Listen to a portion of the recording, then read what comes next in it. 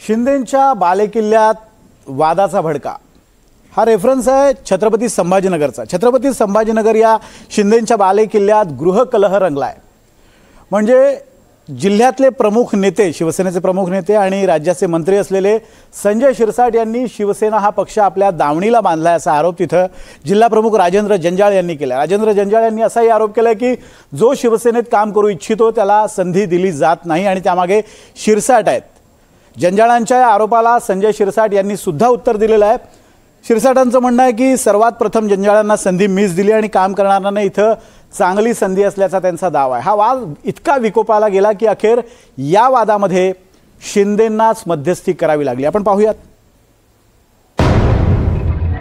शिंदेंच्या बालेकिल्ल्यात वादाचा भडका, शिरसाटांवर आरोपांचा नवा बॉम्ब, संभाजीनगरातलं भांडण शिंदेंच्या दारी।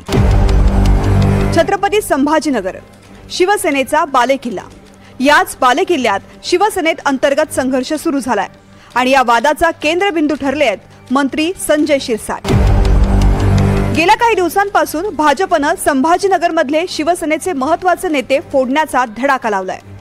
त्याचवेळी शिंदेंच्या शिवसेनेचे जिल्हाप्रमुख राजेंद्र जंजाळ यांनी नाराजीचा नवा बॉम्ब टाकून राजकीय खळबळ उडवून दिली। पक्ष अडचणीमध्ये असताना पहिल्या दिवसापासून सोबत असलेल्या कार्यकर्त्यांना डावलून शिरसाट स्वतःच्या मर्जीचे लोक पक्षात घेतात, त्यातून पक्षाचं नुकसान होतंय। त्यामुळे शिरसाटांची शिंदेंकडे तक्रार करणार असल्याचं जंजाळ यांनी म्हटलं। आम्ही शिंदे साहेबांच्या कानावर सुद्धा या गोष्टी सांगितलेल्या आहे, परंतु एवढ्या जाहीरपणे मी आजपर्यंत कधी या भूमिका मांडल्या नव्हत्या।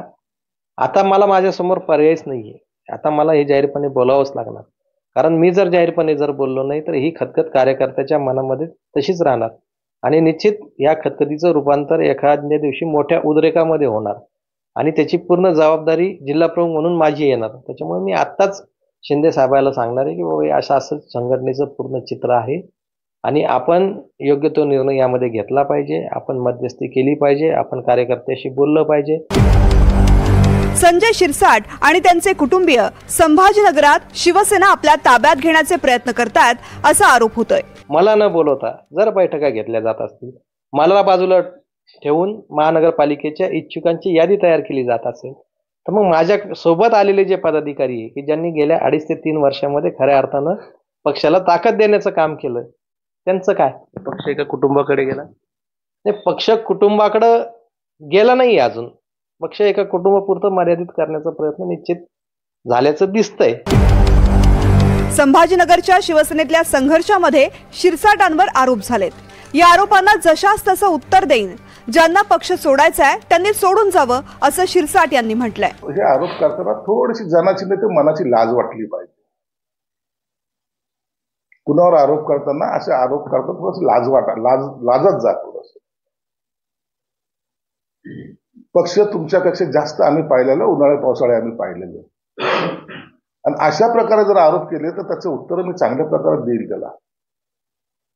तुम्हाला कुठे जायचं असेल तर जा ना, थांबवलं कोणी?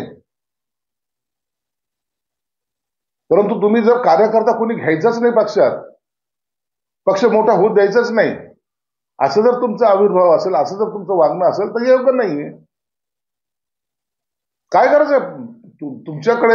असं बाकीचे जे लोक जे अवतीभोवतीचे त्यांना घेऊन पक्ष चालवायचा। संजय शिरसाट हे शिवसेनेचे नेते आणि सामाजिक न्याय मंत्री आहेत, तर राजेंद्र जंजाळ शिवसेनेचे जिल्हा प्रमुख आहेत। या दोघांमध्येही गेल्या काही काळापासून सुप्त संघर्ष सुरू आहे। अखेर हा संघर्ष उपमुख्यमंत्री एकनाथ शिंदे यांच्या दरबारी पोहोचलाय। संजय शिरसाट आणि राजेंद्र जंजाळ यांच्या वादाची बऱ्याच दिवसांपासून जिल्ह्याच्या राजकारणात चर्चा सुरू होती, मात्र आता उघडपणे जंजाळ यांनी भूमिका घेतल्यानंतर हा वाद चहाट्यावर आलाय। एकीकडे भाजपकडून सतत शिंदेंच्या शिवसेनेचे महत्त्वाचे नेते फोडले जात आहेत अशी ही चर्चा आहे। उद्धव ठाकरे गटातून शिंदे सेनेत आलेले 4 माजी महापौर हे देखील आता भाजपच्या वाटेवर आहे।